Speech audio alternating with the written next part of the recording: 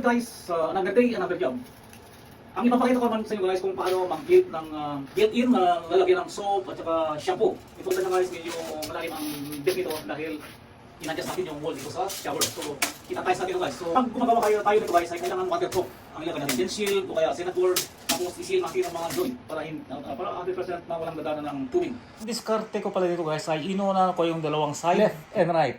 Nilagyan ko ng groove yung side para may lagay yung shelf. Tapos sinunod ko naman yung left and right sa top ng shelf. Pero ang una kong inilagay ay yung sa top. Ang last na ilalagay ko ay yung pile leader.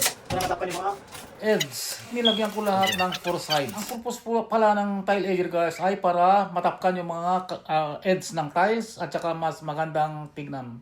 At ang huli kong nilagay guys ay yung bottom at top ng shelf. At huwag kalimutan guys na lalagyan nyo ng slope yung sa lower base para hindi mag-stay ang tubig. finally natapos natin yung lalagyan ng soap, parang siya built-in, customize. May nabibili din na ito guys, pero gusto kasi ng may-ari, yung homeowner ay mas ng depth, mas malalim. So, saka customize, sinukat kasi natin guys yung pinakamatas yung shampoo, so ibinasin natin dito. So, dito sa baba ay shampoo, yung sa taas ay mga soap. So, maganda nyo guys, madali lang gawin. Okay guys, so napakasimpleng gawin. Sana may natutunan kayo, kaya-kaya ninyong gayahin. Thank you guys for watching.